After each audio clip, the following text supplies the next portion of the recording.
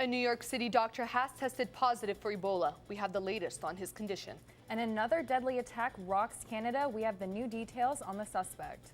And a cafe at UCSD campus is closing its doors after 34 years. More on what students are doing to fight the eviction ruling.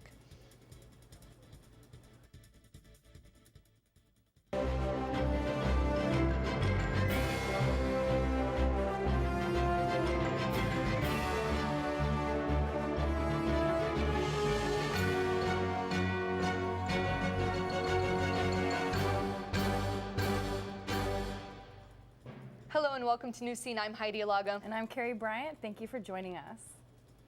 We start off this evening with breaking news. 2 people are dead and 4 people have been shot after a shooting happened at a high school in Marysville, Washington, just outside of Seattle. Police say the shooter was a freshman named Jalen Furberg who opened fire inside the cafeteria. He killed 1 person before turning the gun to himself. Of the 4 shot, 3 are in critical condition, with the 4th one in serious condition. We'll continue to monitor the story and bring you the latest. And a doctor who recently returned from West Africa has tested positive for Ebola. New York City's health commissioner has confirmed that Craig Spencer is infected with the virus. The 33-year-old was recently treating patients in for the outbreak. Now, yesterday he had a fever and felt nauseous and fatigue, which are all symptoms of Ebola. New York Mayor Bill de Blasio says the city's health system is up to the task. A very careful protocol has been in place now for weeks. This protocol was followed every step of the way. And 2 friends who had contact with him are now under quarantine and being monitored. Spencer is in stable condition at a New York hospital. And with nearly 10,000 diagnosed cases and almost 5,000 deaths, the Ebola crisis continues to ravage West Africa. Here in the U.S., all travelers coming from Ebola-affected areas will be monitored for 21 days. Travelers coming from Liberia, Sierra Leone, and Guinea must land in one of the 5 U.S. airports with advanced screening methods. Dallas nurse Amber Vinson has been taken out of isolation, and nurse Nina Pham has been released from the hospital and is now Ebola-free. President Obama remains cautiously optimistic. Persons who had initial interaction with Mr. Duncan, including his family and friends, and in some cases, people who had had fairly significant contact with him, have now been cleared, and we're confident that they do not have Ebola. A 30-member military team has also begun specialized training at Fort Sam Houston in Texas to better treat Ebola patients while also protecting themselves. And San Diego City College is taking steps to combat meningitis. A student from Palomar College has been hospitalized with the deadly disease. The case is unrelated to the San Diego State University case that happened just last week. Now, City College has since sent out a mass email of warning signs which include fever, headache, rash, nausea, and vomiting. There have been 2 deaths in the San Diego County from the disease. And it's been a shocking week for Canada as they deal with their 2nd terrorist attack in 3 days. Joshua Lipton is here with more details on the latest attack. Joshua? Thank you, Heidi. That's right. Just 2 days after Martine Vincent was killed in a hit and run, another violent rampage has left an Army reservist dead on the streets of Ottawa, Canada. The gunman behind the attacks at the Canada National War Memorial and inside Parliament has been identified as Michael Zihov Bibu. Authorities say Bibu was in town to deal with a passport issue, and he was hoping to travel to Syria to join ISIS after converting to Islam. On Wednesday morning, Bibu shot and killed Corporal Nathan Cirillo outside the National War Memorial in downtown Ottawa. I don't know if life is fair.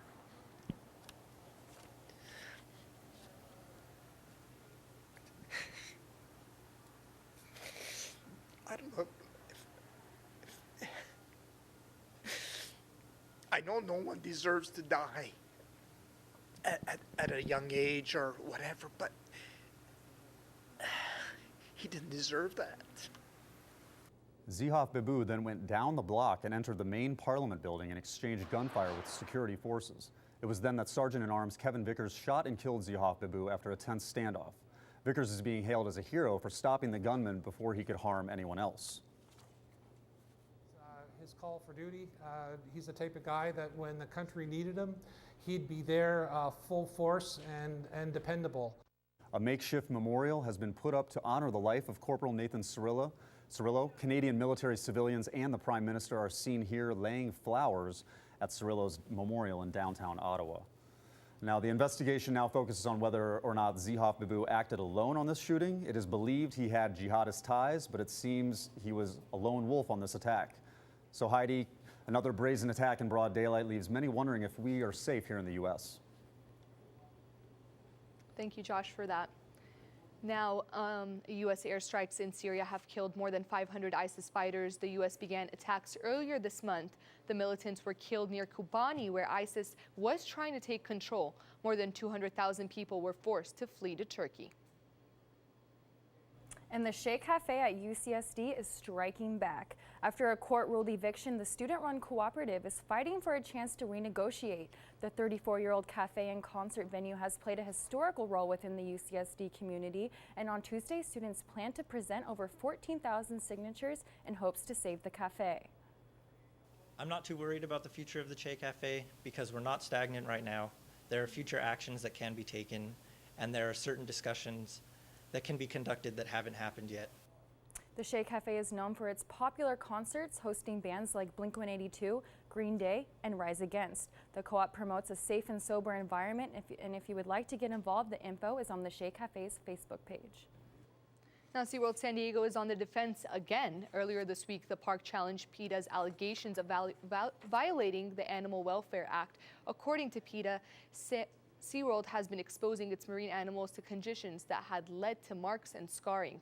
SeaWorld veterinarian Todd Schmidt has responded to the claims, stating that the park just passed its July inspection by the USDA, and they have already planned to invest millions of dollars in building larger tanks for the mammals at all 3 locations. And good news for congressional candidate Carl DeMaio. The DA will not charge him for alleged sexual misconduct. The story made headlines after Todd Bosnich, a former gay campaign worker, made the allegations against DeMaio, who is openly gay. Right before the primaries last May, Bosnich was fired from the campaign for plagiarism. That's around the same time that DeMaio's office was ransacked. The DA will also not be filing any charges for the break-in. Republican Carl DeMaio is running against Scott Peters for Congress. And for the 3rd time this semester, a city college office has been broken into. Campus police are looking for any suspects connected to the break-in. It happened Tuesday night around 9 p.m. in the C building. The window of a professor's locked office was smashed and several cameras were stolen. We're of value to our department, so, it's a loss for us. Anyone with information is asked to contact campus police. And the San Diego Unified School District, police, and fire department have joined forces to make sure the proper procedures are taken place if any disaster were to strike. Daniel Wright has the story. Our parents' worst nightmare scenario has unfolded here at Knox Middle School in San Diego, California, where San Diego's first responders, police, and fire chiefs have come together for a mock drill on a school shooting. 911 call shots fired on the school campus. Active shooters still at large. Just how prepared for such an emergency. Happens, if a critical incident happens, that everybody knows the role that everybody plays, and that's why we do these these drills, to make sure that everybody knows exactly how to respond. This was great training for our police officers. We had, the fire department here, we had school police, the principal was so instrumental in putting this together. Our Southeastern Division Juvenile Services team officers put this together, worked for months. And what this was all about is that being prepared if a critical incident happens and everybody's role. Yeah, I find it helpful because it can prepare me to the drastics of what might happen and what can happen. It was a little scary because you heard gunshot wounds right next to you. It was really scary. And you hear people screaming and police yelling. We asked Chief Zimmerman why these drills are important to conduct. We've had in the city of San Diego, we've had our own shooting incidents at schools. And so as you take a look about what's going on around the country, it's all about making sure that we create a safe environment for everyone. For Newscene, Daniel Wright reporting. Now, practice and preparation is key when dealing with unexpected situations such as school shootings. The mock shooting drills are now being considered amongst other school districts. San Diegans will now get to weigh in on whether to increase the city's minimum wage. This has been a very controversial topic, and the city council voted to put an increase on the 2016 ballot. Now, if it's passed, the minimum wage would be increased to $11.50 an hour. And there are new details surrounding the death of Michael Brown. More on the leaked autopsy and how it will affect the case against the shooter, Darren Wilson. And last night, the Chargers faced the Denver Broncos in a divisional matchup. We have all the highlights after the break.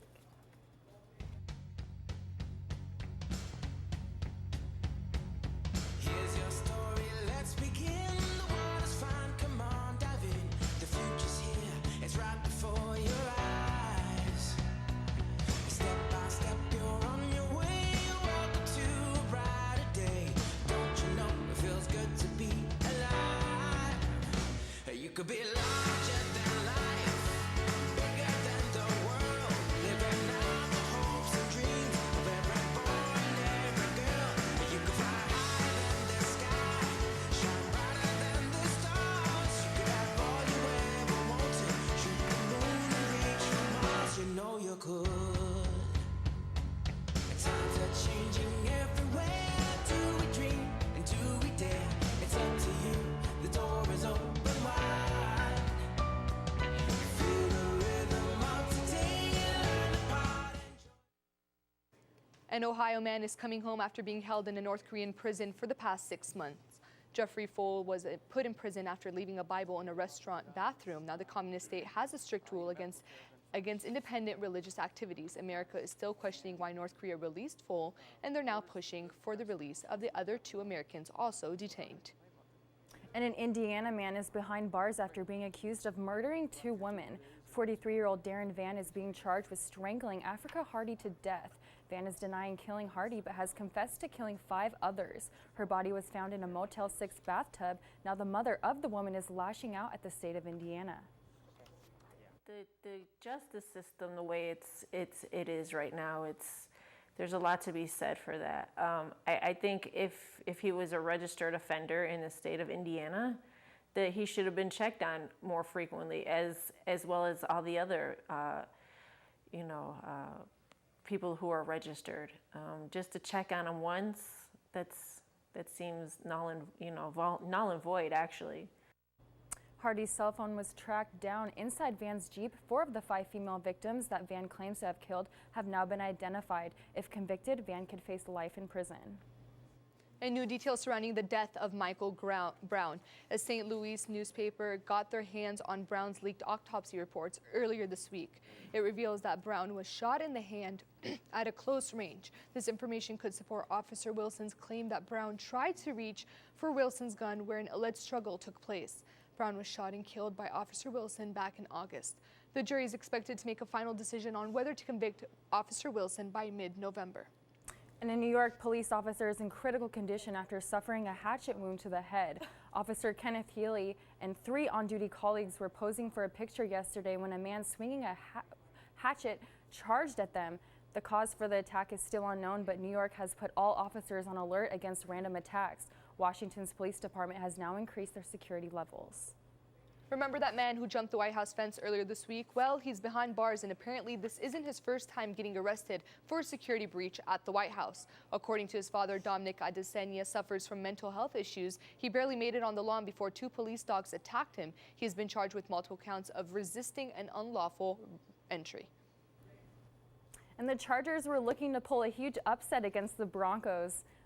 What's up with the sports, Andrew? Thank you, Carrie. Yes, the Bolts were looking to pull an upset against Denver Broncos. In the first quarter of the game, not a lot of points were scored, but Denver had a 14-7 lead at halftime. In the third quarter, Broncos up 7 points. Peyton Manning hits to Emmanuel Sanders for the 3-yard touchdown. That will be his 3rd touchdown of the game, scored 21-7. The Chargers were trying to keep up with Denver's high, powerful offense, but they just could not get off Manning off the field. Juan Thomas, who scored the 1 touchdown, would lead to 34-14. In the fourth quarter, Philip Rivers tries into Antonio Gates for the touchdown. The Chargers with 5 minutes left in the game, Rivers throws a deep pass to Malcolm Floyd, but it gets intercepted by Raheem Moore. Denver would chew up the clock and secure the win. Final score 35-21. Now the Padres dismissed hitting coach Phil Plantnier after last year's several offensive categories in the past season. Plantnier, who recently completed his 3rd season as hitting coach, was the 6th person to hold the job since Petco Park opened in 2004. Plantnier's assistant Alonzo Paul will return and will be among the candidates to interview for the hitting coach position. The Padres ranked third in the majors in runs, hits, RBIs, batting average, on-base percentage, and slugging percentage. In the month of June, the Padres were hitting 171, and it is the lowest single mark by a team in the modern era. Now, Olympic sprinter Oscar Pistorius was sentenced to 5 years in prison for the killing of his girlfriend, Riva Steenkamp. The South African judge said the sentence was followed. The athlete's conviction was fair and just both to society and the accused defense. Lawyer Barry Roos says that he expects Pistorius to serve 1/6 of his sentence, that equals 10 months, before applying to spend the rest of the sentence under house arrest. Even if he is released under supervision, Pistorius will be banned from involvement in the Paralympic events, including the 2016 Games in Rio. Now, the British government wants an NFL team in London. British Treasury Chief George Osborne tells the Evening Standard News that the government will do whatever it can to make this happen. The NFL has been playing regular season games at Wembley Stadium every year since 2007. Osborne says he will not speculate in which team might pitch up and move aboard. He also mentions that it's not going to happen overnight, but over the next few years, and that having an NFL team will be a huge boost to London. Now, guys, as of now, the Game 3 of the World Series is going on. We'll have the highlights for you next week. Back to you, Thank you, Carrie. Andrew, and go Giants. Halloween is a week away. After the break, we take a look at what one local costume store has to offer. And plus, a new movie trailer has been leaked. We'll tell you all about it when entertainment comes up next. Stay with us. Back on that day, it was a wonderful family day spent together. On our way home, we decided to stop and look at Christmas lights. All I remember is impact. Every day of my life. Wake up thinking about it and go to sleep thinking about it. Not a moment that it goes by that I don't think about it. Without Abby in our lives, our family's changed forever. I want to make a plea to anyone that gets in a car that they pay complete attention to what they are doing and do not let themselves get distracted in any way, so that this doesn't happen to another family and they do not have to endure the pain that we have. Welcome back. Are you looking for a fun place for the kids while picking out your next jack-o'-lantern? Joshua Lipton is here to tell you where to go this Halloween. It's the great pumpkin! He's rising up out of the pumpkin patch!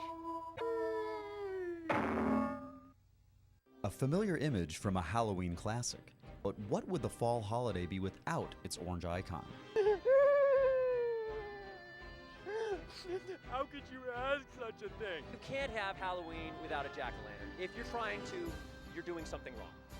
California is second to Illinois as the largest supplier of pumpkins, but the current drought is making life difficult for the famous gourds. Prices could rise as much as 15%, and the overall size may diminish. However, here in San Diego, there is a bright side. I'm standing outside the pumpkin station here in Mission Valley, and with 5 locations around San Diego and 2 pumpkin farms, you can be rest assured that San Diego is well prepared for a spooky Halloween. We have so many different kinds of pumpkins. Like this little guy here is called a knucklehead because it has all these bumples on it. We have a little round one that's called a Cinderella pumpkin because it looks like her coach. We also have 7 different rides that the kids can go on. And like I said, it's a happy time for the families.